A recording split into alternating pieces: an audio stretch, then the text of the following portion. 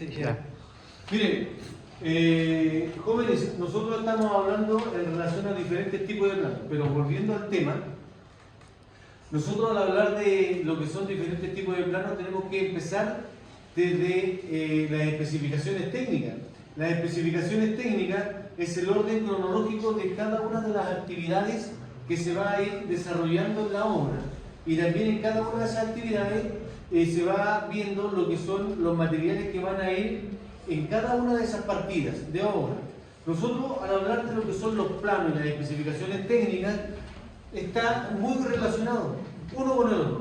¿Por qué? Porque yo, al hablar de lo que son los planos acá, ¿cierto? Pero yo tengo que tener un plano de detalle de todo lo que son las fundaciones para ir determinando cómo es la materialización. Por ejemplo, volviendo un tema a las especificaciones técnicas, que en las especificaciones técnicas te va dando el orden cronológico de las actividades, como también los materiales que se van a utilizar. Por ejemplo, trazado o replanteo. Se debe realizar un trazado o replanteo en el contorno de la edificación a la distancia de 1 metro del eje de las fundaciones. Este trazado debe contar con madera de 3×3 y en la parte superior a la cota, ¿cierto?, de 1 metro debe tener una tabla de 1×4 cepillada en su canto superior. Y te va indicando todo. Cuando nosotros entramos a lo que son las fundaciones, ¿cierto? ¿Cierto? Cuando entramos a las fundaciones, nosotros también nos dicen, se debe utilizar una fundación de 60 por 40 y con una resistencia de 250 o de 170 kilos de cemento por metro cúbico. Cuando me dice esta resistencia, yo como constructor tengo que saber qué o cuál es la dosificación del elemento constructivo. ¿Ya? Ahora, para dar un alcance con respecto a lo que es lo importante de las especificaciones técnicas, nosotros también estamos hablando ahora de lo que son los planos. Nosotros hemos estado viendo el plano de ubicación, lógico, se trabaja a una escala altamente reducida, en el cual nos va a ubicar la construcción ya sea en el radio urbano o rural, lo que nosotros estuvimos viendo, y con las indicaciones de las calles y con la orientación con respecto a los puntos cardinales. Después tenemos el plano de emplazamiento. El plano de emplazamiento, tenemos el plano de loteo y el plano de emplazamiento. El plano de loteo a nosotros nos permite cuadrar varias construcciones o varios sitios del sector. Por ejemplo, una parcelación, lo que nosotros estábamos viendo, ¿cierto? La parcela es un plano de loteo porque va a lotear varias parcelas en el cual va a estar indicando lo que es el camino, va a indicar todo lo que es, cuáles son las diferentes parcelas que hay en ese sector. ¿Ya? Después nosotros tenemos el plano de emplazamiento, que el plano de emplazamiento a nosotros nos encuadra una construcción dentro del sitio referente a las líneas fundamentales, donde está la línea, el eje de calzada, la solera, la línea oficial de construcción y el del linde. El deslinde es todo lo que es el perímetro de la edificación. La línea oficial es donde separa el bien de uso público con lo privado.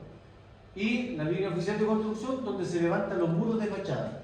Y la solera, la parte más alta de la solera, el eje de calzada, como también la cámara de inspección o la parte más alta del terreno circundante, nos sirven a nosotros de punto de referencia de cota cero. ¿Ya? Esa es materia pasada. Pero ahora nosotros vamos a hablar sobre el plano de fundaciones. ¿Cuál es la característica de este plano que yo les estoy mostrando ahora?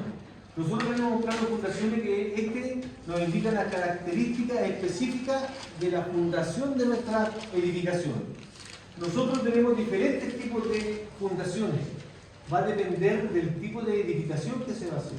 Por ejemplo, si yo voy a hacer una fundación de 40 por 40, no voy a hacer un edificio. La fundación depende específicamente depende de dos factores la fundación. Depende del peso de la edificación y la naturaleza del terreno.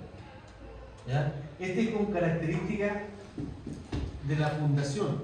Cuando yo tengo aquí esta fundación, este es un plano de fundación, el que le estoy mostrando a ustedes, de una casa de un piso, ¿ya? En el cual se determina con ejes. A un lado van ejes alfabéticos, eje A, eje B, eje C, D, F, y al otro lado van ejes numéricos, eje 1, eje 2, eje 3, eje 4. ¿Para qué? Para poder diferenciar entre medidas. Y dentro de cada una de ellas van las acotaciones. ¿Qué es lo que es la acotación? La medida que existe desde un punto a otro punto. Y yo voy a poder determinar, por ejemplo, el eje 4F, el eje 4F va a estar aquí, el 4C, el 4C, y en este 4C a lo mejor va a ir un diferente tipo de pilar, o una fundación diferente, o alguna estructura, etc. Para eso se diferencia. Y en este plano también se indica lo que son las diferentes cotas que debe tener.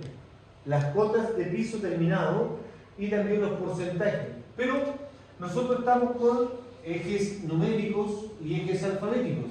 Se proyecta lo que es la línea de eje hacia afuera, ¿cierto? Y de eje a eje voy dando la distancia. En todo lo que es el contorno, ustedes ven una línea segmentada en el centro, que ese es el eje de la fundación. Generalmente el eje se trabaja con un tipo de lápiz y después viene en lo que está aquí, lo más anchito de aquí, es el ancho del sobrecimiento. El sobrecimiento se dibuja, por ejemplo, con un lápiz 0,7 y después esto de acá con un 0,5, porque está indicando lo que es la fundación. Tenemos el eje, el ancho de sobrecimiento y el ancho de cimiento. Pero aquí ustedes indican que hay unos cortes, el corte A, corte B, corte C, etc. Hay diferentes cortes en un plano de edificación. ¿Qué nos indica esto? Que a nosotros, si que nosotros realizamos un corte, y yo aquí le voy a estar mostrando lo que es la naturaleza, cómo está constituido, cómo está compuesto ese elemento constructivo. Por ejemplo, nosotros acá le podemos apreciar que hay diferentes cortes con respecto a su naturaleza. Nosotros tenemos el plano de un corte y en el cual está indicando que tiene un ancho de cimiento determinado, un alto de cimiento determinado, un sobrecimiento. Adentro del sobrecimiento hay una enfierradura, que la enfierradura le va a dar una mayor resistencia a lo que es el hormigón, ¿ya? Y nosotros tenemos cuánto va a ser por el interior, lo que es el estabilizado, la capa de ripio y después viene lo que es el relieve. Aquí hay un corte, tenemos un corte, otro acá y aquí un detalle. Este es un detalle constructivo de lo que es el plano. Tenemos detalle constructivo y estos cortes, al volver un poco a lo que es el plano de fundaciones, se trabaja a escala 1:50. Pero los planos de detalle se trabajan en una escala 1:20 para poder determinar y poder ver con mayor naturaleza cómo está constituido.